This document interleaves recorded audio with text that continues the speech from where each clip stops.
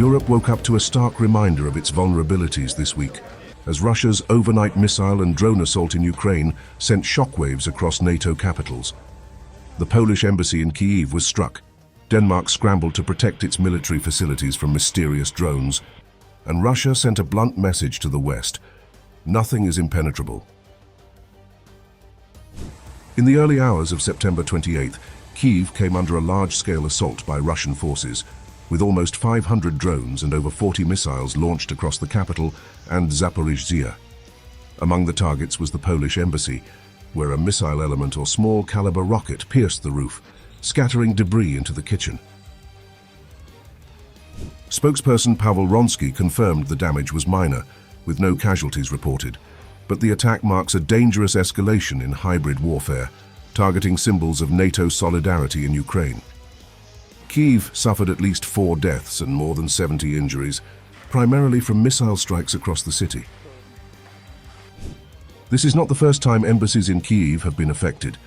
Last December, buildings housing the embassies of Albania, Argentina, Palestine, North Macedonia, Portugal and Montenegro were hit during previous Russian missile strikes. Across the Baltic, Denmark is grappling with an unprecedented drone threat over military facilities. The Danish armed forces reported sightings over multiple sites, prompting authorities to ban all civilian drone flights from September 29th through October 3rd during the EU summit in Copenhagen.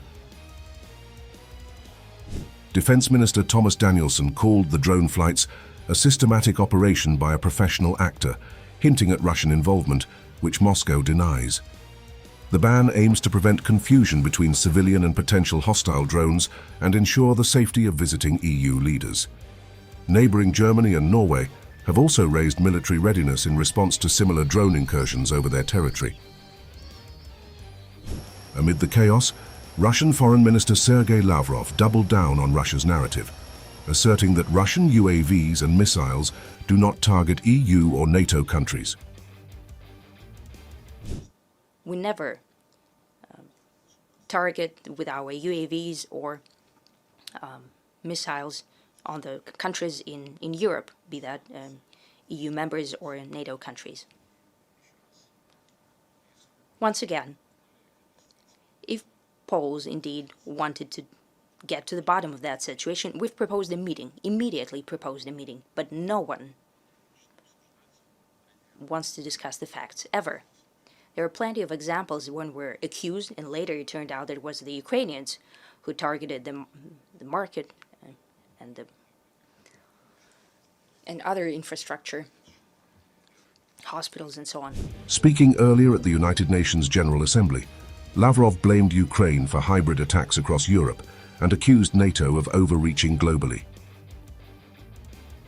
NATO is finding itself cramped in Europe and is penetrating into the Pacific Ocean, the South China Sea and the Taiwan Strait, undermining the universal mechanisms of ASEAN and creating threats not only for China and Russia but also for other countries that are located in the region.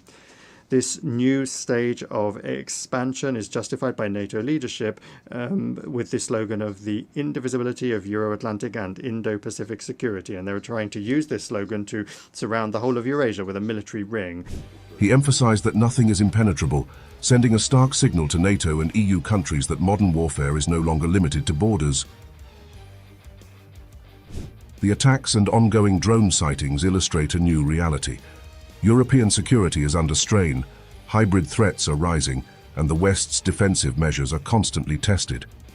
Analysts warn that the combination of missile strikes in Ukraine and drone incursions across NATO airspace signals a dangerous escalation in Russia's campaign, one that could reshape security strategies across Europe.